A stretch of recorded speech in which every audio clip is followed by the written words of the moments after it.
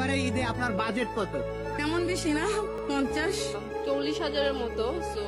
Unlimited. গতবার 60,000। আমি সেই ঈদের দিন ভালো জামা কাপড় পরে, কিন্তু আমার বাবা মনে হয় আমি পরতে পারি না, খারাপ লাগে। মনে হয় যে আমি যদি ওগুলো পরতে পারতাম, যদি কেউ একটু কাপড় চোপড় দেয় ওইটা পরি, নাইলে নাই।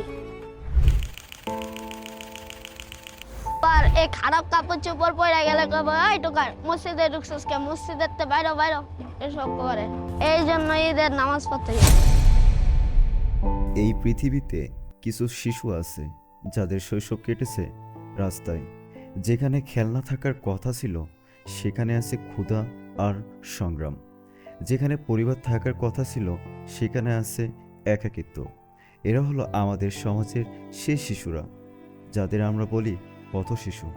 আজ আমরা দেখব পথ শিশুদের বাস্তব জীবন কেমন হয়, সাথে আরও দেখব তাদের ঈদ কেমন কাটে।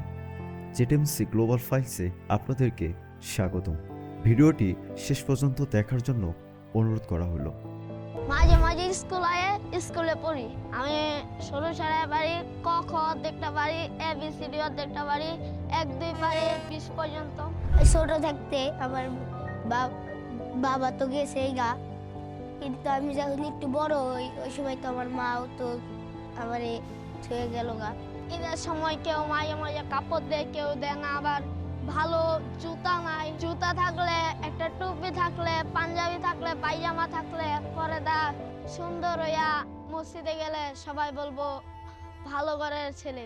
ঈদের দিন চাই খামু, এনে তো আর কেউ তো আর দিবে না কোনো কিছু, চাই খাওয়ার লাগবে। আমার কাছে জামা কাপড় নেই, বাবা মা থাকলে কিনা দিত।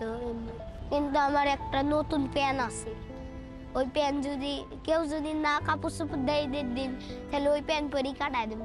পথ শিশুদের পাশে দাঁড়ানো শুধু সরকারের কাজ নয়, আমাদের সমাজের প্রত্যেক মানুষের দায়িত্ব।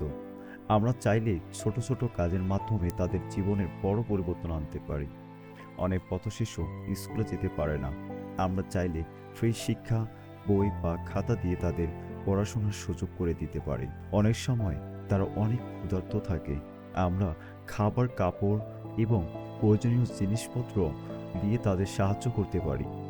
অনেক মানুষ পথ শিশুদের অবহেলা বা খারাপ আচরণ করে, কিন্তু একটু ভালো ব্যবহার, কথা বলা এবং সম্মান দেওয়া তাদের আত্মবিশ্বাস বাড়ায়। অনেক স্বেচ্ছাসেবী সংগঠন ও NGO পথ শিশুদের জন্য কাজ করে।